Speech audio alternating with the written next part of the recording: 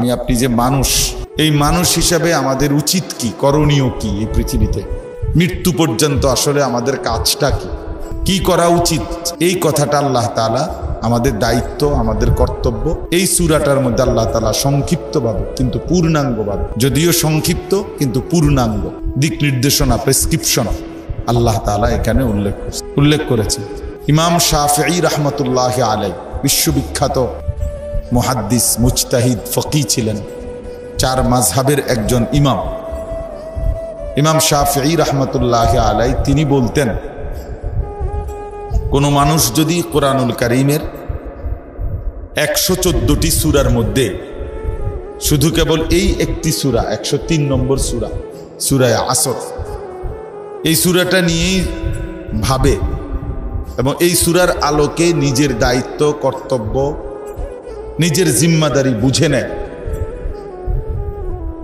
তো তিনি বলেন কোন মানুষের দুনিয়া আখিরাতের সফলতার জন্য এটাই যথেষ্ট। কোন সূরা বলেন?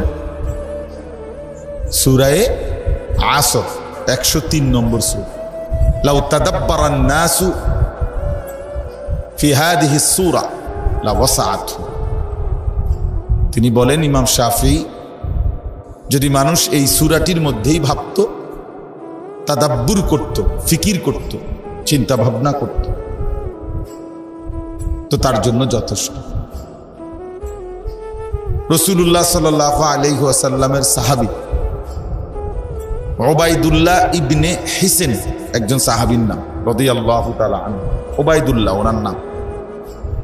তাফসীরের মধ্যে লিখছে, তিনি বর্ণনা করছেন, ওই সাহাবী বলেন, আমি আমার আরেকজন সাহাবী ভাইয়ের সাথে চুক্তি করে নিয়েছিলাম, আমরা 2 জন, যে আমরা প্রতিদিন কমপক্ষে একবার, একজন আরেকজনকে, আমি একবার তাকে, সে একবার আমাকে, সূরা আসর এই সূরাটা একবার হলেও শুনাইয়া তারপরে বিদায় নেব, আলাদা হব। এই ছিল ওনাদের আমল। অর্থাৎ প্রতিদিন একবার উনি ওই সাহাবী ভাইকে শুনাইতেন, সাহাবী আবার উনি ইনাকে শুনাইতেন। উদ্দেশ্য ছিল এখানে আল্লাহ তাআলা যে জিম্মাদারি, যে দায়িত্ব, কর্তব্য, করণীয় বলেছেন, এটা যেন সবসময় প্রতিদিন মনে আসে, প্রত্যেক দিন এটা যেন তাকরার হয়, প্রতিদিন যেন কথাটা নতুন করে আরেকবার আলোচিত হয়। আরবি ভাষায় বলে, ইযা তাকাররারা ফিল লিসান তাকাররারা ফিল কলব। যে কথা জবানে বারবার উচ্চারিত হয়, সে কথা দিলের মধ্যে মজবুত হয়ে বসে। বারবার পড়ে, এই জন্য পড়া মুখস্থ করতে হইলে জবান দিয়া বারবার বারবার পড়তে হয়, বারবার রিপিট করতে করতে, উচ্চারণ করতে করতে। ওই আপনাদের মাদ্রাসার ছাত্র হইলে এগুলো উঠাই দেন এখান থেকে। মাদ্রাসার কোনো হুজুর আছেন এখানে? এই মাদ্রাসার ভাই কোনো উস্তাদ আছেন কি না বলেন? কই আসেন এখানে, আপনি আসেন, হুজুরের দিকে আসেন। আপনি আপনাদের এই ছাত্র সদর বদর করে এগুলো উঠান এখান থেকে।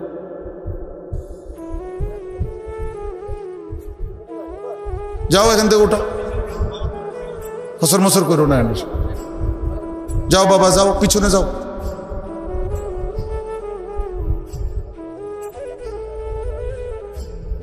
জি সর, জলদি সর। হুজুর দেখেন, আপনি মৌলানা, আপনি দেখেন, বাচ্চাদেরকে এক সাইডে বসান। তাইলে তিনি এটা বলছেন যে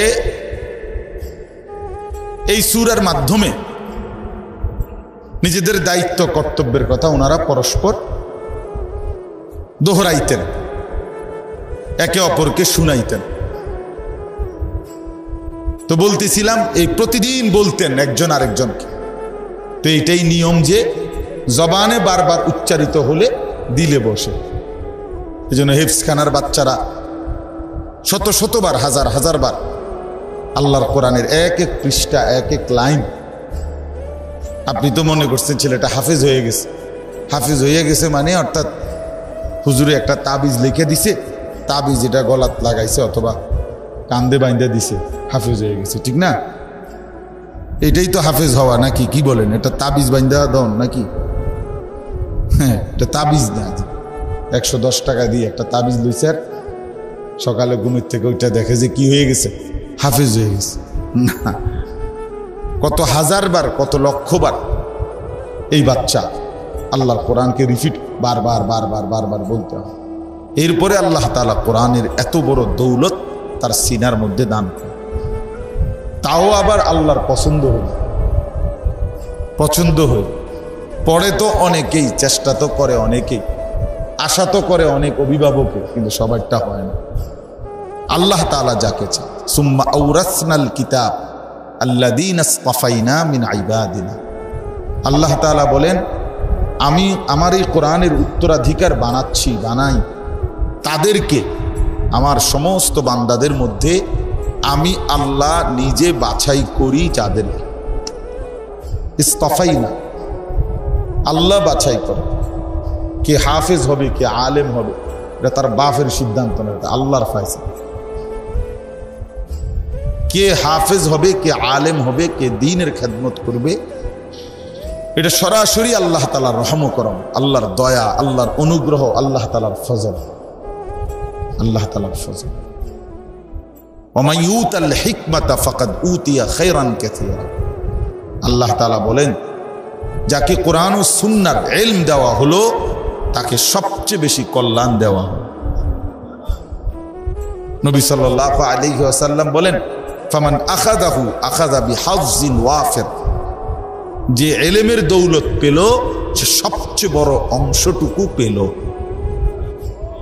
সবচেয়ে বড় অংশ পেল। ইলমের মোকাবেলায় গোটা পৃথিবী তেমন কোনো বিষয় নেই, কোনো বিষয় নেই। দুনিয়ার সবটা সম্পত্তির মালিকানার তেমন কোনো ক্রেডিট কিচ্ছু না। আগে শুনতাম আপনার টাকা থাকলে বাঘের চোখ মিলে, আমরাও শুনছি ছোটবেলা। কখন দেখলাম যে টাকা থাকলে বেচারা আর বাইকে যাওয়ানোরও জায়গা পাবে। টাকার কারণে, অতিরিক্ত টাকা থাকার কারণে এই পরিমাণ আটকাইছে যে এখন না বের হইতে পারে, না আগাইতে পারে, না পিছাইতে পারে। কি করবে? কোনো উপায়। তাহলে বাঘের চোখ তো দূরে থাক, বাজারেই তো যাইতে পারে না, রাস্তাতে তো উঠতে পারে না। তো হাঁস মুরগের চোখে তো নাই, বাঘের চোখ করতে কেন? হ্যাঁ, ফাইন্নাল মালা ইয়াফনি আন করিব ওয়া ইন্নাল ইলমা বাকিন লা ইয়াসাল। হযরত আলী রাদিয়াল্লাহু তাআলা আনহু বলেন, শোনো, মাল সে তো কিছুক্ষণের মধ্যেই মিলায় যাবে, আর ইলম তা অনন্তকাল বাকি থাকবে। ওয়া ইন্নাল ইলমা বাকিন লা ইয়াজাল। ইলম কোনোদিন শেষ হয় না। না, কবরে গেলে কোনো ব্যক্তির মাল তো তার থেকে আলাদা হয়, কিন্তু তার কলিজার ভিতরে যে আসমানি ইলম আছে এটা আলাদা করা হয় না। হাসরের ময়দানেও না, জান্নাতেও।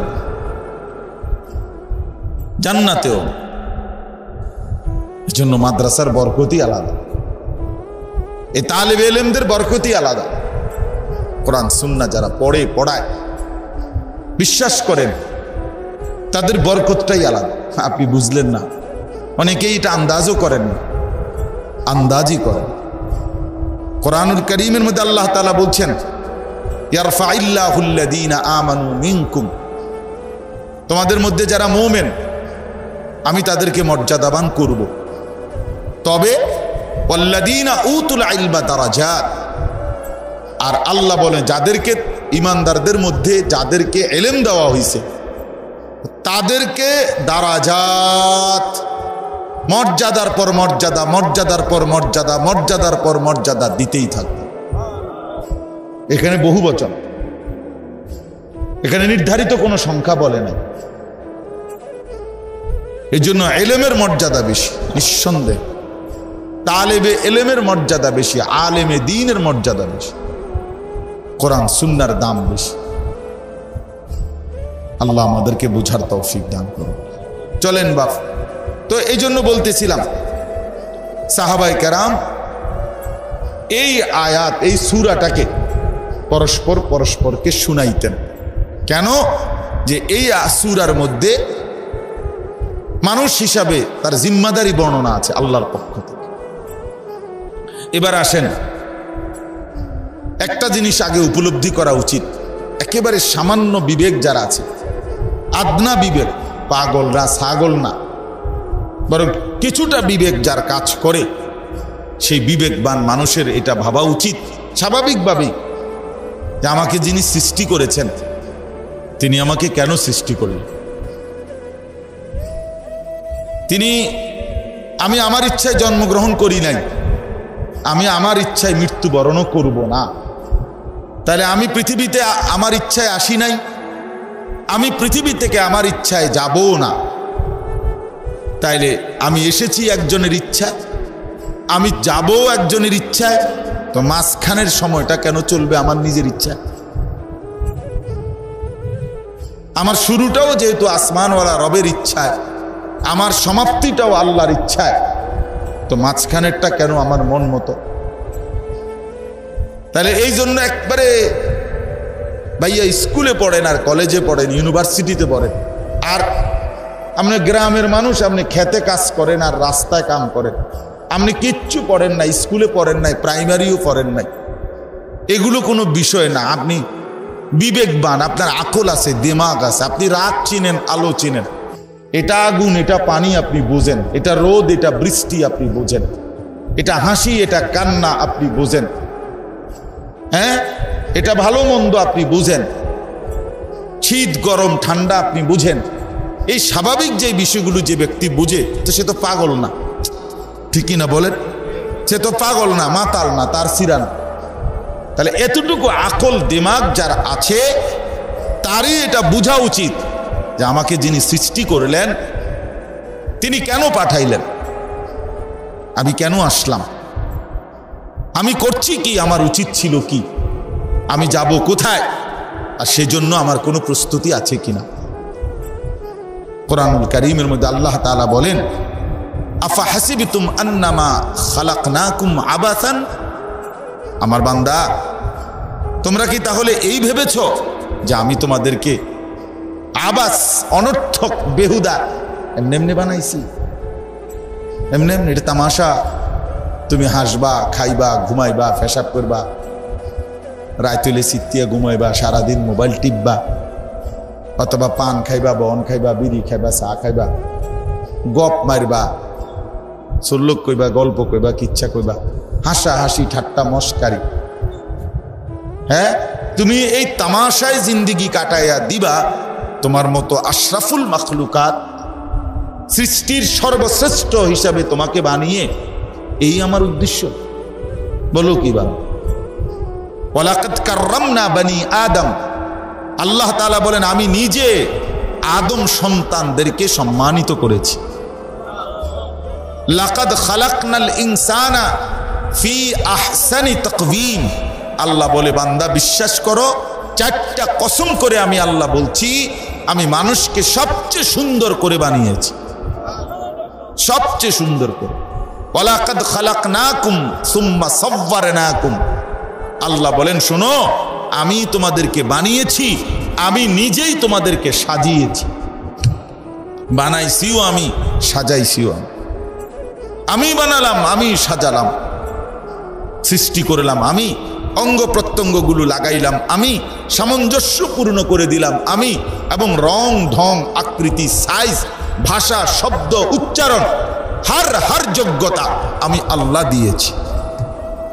তুমি হাসো তো সে আমার ইচ্ছা, তুমি কাঁদো তাও আমার ইচ্ছা, তুমি কদম বাড়াও সে আমার ইচ্ছা, তুমি হাত নাড়াও তো আল্লাহর ইচ্ছা।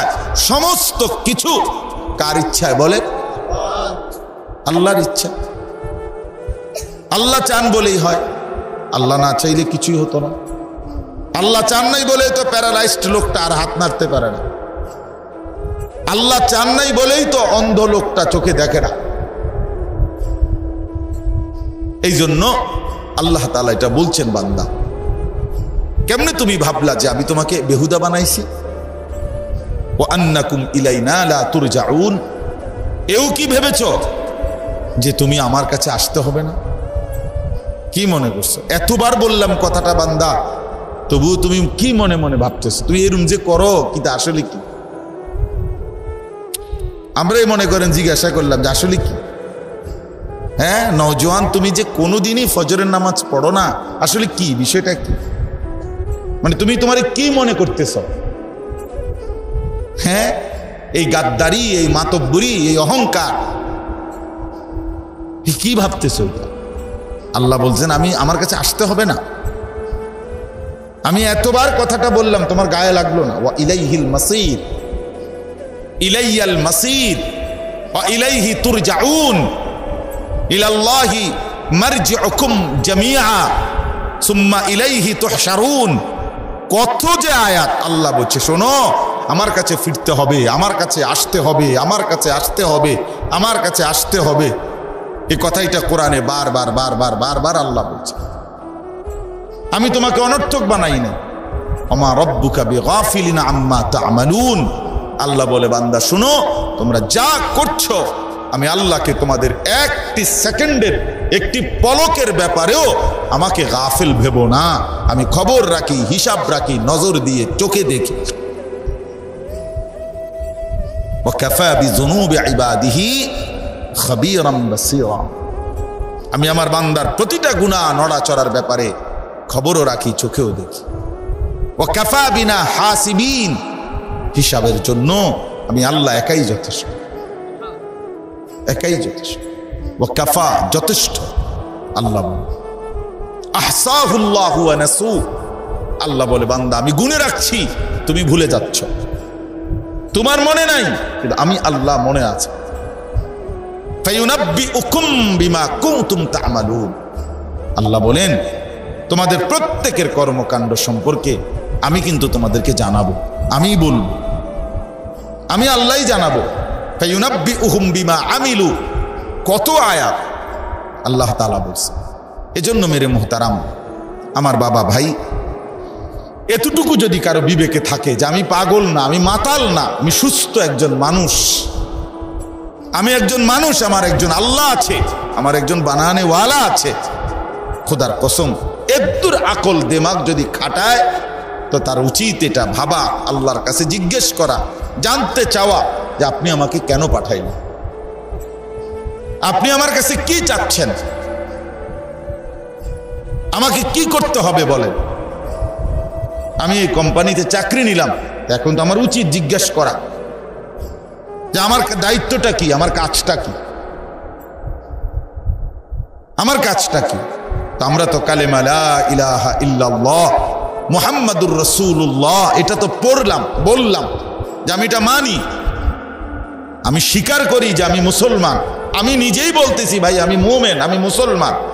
তো আল্লাহ বলে তুমি বলতেছো তুমি মুসলমান, তো এখন তুমি ইসলাম গ্রহণ করতে আপত্তি কিসের? তুমি বললা তুমি আল্লাহর উপরে ঈমান আনছো, তুমি বললা লা ইলাহা ইল্লাল্লাহ বান্দা, এই জন্যই তো তোমারে নামাজ পড়তে বললাম। তুমি যদি বলতা আমি বেঈমান, তোমারে কোন ছাগলে বলতো? তোমার মতো ছাগলেরে না বললে কি হইতো? তোমার মতো অপদার্থকে না বললে হতোটা কি? আল্লাহর দুনিয়া তো কত জন্তু জানোয়ারও ভোগ করতেছে, তোমার মতো দুই একটা প্লাস্টিক দুনিয়া ভোগ করলে কি হইতো? এতে ভাত খাইবা, ঘুম যাইবা, ফেসাবে ধরলে ফেসাব করবা, টয়লেটে গেলে টয়লেটে যাইবা, শীত হইয়া ঘুম যাইবা, পাগলের মতো মাতালের মতো ঘুরবা, হাঁটবা, চলো তো ঠিক আছে, কিন্তু তুমি না বলতেছো তুমি মুসলমান, তুমি তো বলছো তুমি মুমিন। আশহাদু আল্লা ইলাহা ইল্লাল্লাহ ওয়াহদাহু লা শারীকা লাহু, এটা আমরা সাক্ষী দেই না? কথা বলেন না, আমরা এটা বলি কি না? তো আপনি বলেন কেন? যুবক ভাইয়া তোমরা বলো, তোমরা যারা নামাজ পড়ো না, তোমরা যারা আল্লাহ চেনো না, আল্লাহকে যাদের মোটেই পছন্দ হয় না, ইসলাম যাদের ভালোই লাগে না, কোরআনকে যারা ধরতেও চাও না, রাসূলুল্লাহ সাল্লাল্লাহু আলাইহি সাল্লামের একটা সুন্নাতকে যার পছন্দ হয় না, আরে গাদ্দার তুমি কি লেগা বলতেছো মুসলমান? এই মানুষের বাচ্চা কেন বলতেছো? কেন বলিস বেটা তুই নিজেকে মুসলমান? গাদ্দার, সেজদাই দিবি না তো মুসলমান বলস কেন বেটা? অপদার্থ, নামাজে পড়বি না, তো নিজেকে মুসলমান বলিস কেন বেটা? কেন বললি মুসলমান বেটা? ভাত খাওয়ার জন্য তো মুসলমান হইতে হয় না। ভাত তো আল্লাহ বেঈমানকেও খাওয়ায়, খাওয়ায় কি না বল? নমরুদকেও তো আল্লাহ খাওয়াইছে, ফেরাউনকেও তো আল্লাহ খাওয়াইছে, খাওয়ায় নাই? ফেরাউনকে রিজিক দিছে কে? নমরুদকে রিজিক দিছে কে? আল্লাহ দিছে। তো তোকেও দিবে বেটা। তুই তো আর ফেরাউন নমরুদ না, রাত্রেবেলা তো তোমার দিতে সমস্যা কি? এত বড় অহংকারীকে আল্লাহ যদি খাওয়াইতে পারে, তোমারে খাওয়াইতে সমস্যা কি? এজন্য একজন মুসলমান পরিচয় দেওয়ার পরে সে আল্লাহকে ভুলে যায় কিভাবে, সে নামাজ ভুলে যায় কিভাবে, সে সেজদা দিতে চায় না। এটা কি মানুষ! হায় আল্লাহ, হায় কি আশ্চর্য! আমার মানে কত সময় আমি এটা ভাবি যে একটা মুসলমান পরিচয় দেয়, একটু প্রস্রাব করে পেশাব করে পানি নেয় না, তোমার এটা কি হাইওয়ান? এটা কি আসলে? এতে এই অপদার্থ আইলো কই থেকে? এই জঙ্গলি আইলো কই থেকে? এটা কি? ছি ছি ছি ছি। একটা স্বাভাবিকতা, মানুষের একটা কমন সেন্স তো থাকে, স্বাভাবিক একটু বিচার বুদ্ধি বিবেচনা বোধ তো থাকা চাই বাবা। এই জন্য মেরে মোহতারাম, ভাবা উচিত আপনি আমি প্রত্যেকেই নিজেকে মুসলমান পরিচয় দিই। তাহলে যেখানে আল্লাহ তাআলা বলছে ইন্নাল ইনসানা লাফি খুসরিন, আরে বলছে বান্দা তুমি যদি মানুষ হও, মানুষ, তাইলেই আমি আল্লাহর প্রেসক্রিপশন এখানে আমি সূরাতে বলছি কাজ, এটা যদি গ্রহণ না করো তাইলে তুমি লসে, লাফি খুসরিন, তুমি ক্ষতিগ্রস্ত, ধ্বংস, বরবাদ তোমার জিন্দেগি। যেই কোনো মানুষকে বলছে, যে কোনো মানুষ মাত্রই চারটি কাজ করতে হবে। কয়টি কাজ? কয়টি কাজ? এই আয়াত, এই সূরাতে আল্লাহ বলছে, আল্লাহ তাআলা কসম করে বলছেন ওয়াল আসরি, আমি আল্লাহ কসম করছি, সময়ের কসম। আসরুন শব্দের এক অর্থ হলো যুগ, সময়, সময়। তাহলে ওয়াল আসরি মানে হলো কসম। আল্লাহ বলেন আমি সময়ের কসম করলাম, তোমার হায়াতের কসম, তোমার জিন্দিগির কসম। সময়ের কসম মানে জীবনের কসম, কারণ প্রত্যেক মানুষের হায়াত সময়েরই সমষ্টি। প্রত্যেক মানুষের জিন্দিগি এটা কিসের সমষ্টি বলেন? সময়ের সমষ্টি। আমার বয়স 43 বছর, তো এখন আপনি এই 43 বছর মানে কি? মানে কিছু ঘন্টা, মিনিট, সেকেন্ড, সপ্তাহ, মাস, বছর, এই সমষ্টিটার নামই 43 বছর, ঠিক কি না বলে? এটারে যদি আপনি মাস বাইর করেন, 12 মাসে 1 বছর, তো 43 মাসের লগে এবার আপনি 12 মাস মিলাইলে মাস বাইরিব যে আমার বয়স এত মাস। এরপরে এটার সাথে যদি আপনি 24 ঘন্টার একদিন মিলান, তো দিন বাইরিব আমার বয়স এত দিন। এটারে যদি আপনি ঘন্টা মিলান, 60 মিনিটের ঘন্টার লগে বাইর করেন, ভাগ করেন, তো আমার জিন্দিগির কি বাইরবে? ঘন্টা বাইর হবে। এই না হিসাব? তো এই তো আর কি, মিনিট খুঁজলে মিনিট বাইর হবে, সেকেন্ড খুঁজলে সেকেন্ড বের হবে।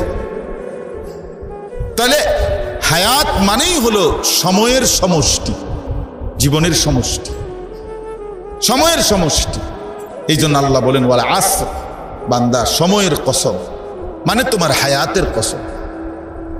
তোমারে আমি যে সময় দিয়েছি, তোমারে আমি যে জিন্দিগি দিছি, এই ঘন্টা, মিনিট, সেকেন্ড যেগুলো আমি আল্লাহ পরিবর্তন করতেছি, আর তোমাকে দিলাম, আমি আল্লাহ তোমাকে পরিবর্তন করি। তোমার যোগ্যতায় কিছু হয় না। ওয়ানুকিররু ফিল আরহামি মা নাশাউ ইলা আজালিম মুসাম্মা, আল্লাহ বলেন একটি নির্ধারিত সময় পর্যন্ত আমি মায়ের পেটে সন্তানটাকে রাখি। সুম্মা নুখরিজুকুম তিফলান, অতঃপর এক ছোট্ট বাচ্চা, শিশু হিসাবে আমি তাকে মায়ের পেট থেকে বের করে আনি। সুম্মা লিতাবলুগু আশুদ্দাকুম, অতঃপর ধীরে ধীরে তাকে কিশোর, তরুণ, যৌবনের দিকে নিতে থাকি। হ্যাঁ, অমিনকুম মান ইউতাওয়াফা, এরই মধ্যে এই নিতে নিতে আগাইতেও এর ভিতরে আবার অনেককে মৃত্যু দিয়ে ফেলি। সবাইরে কিশোর বানাই না, সবাইরে যুবক বানাই না, বানায় সবাই, এর ভিতরে ভিতরে আবার অনেকের কি দিয়ে লাই, মৃত্যু দিয়ে ফেলি।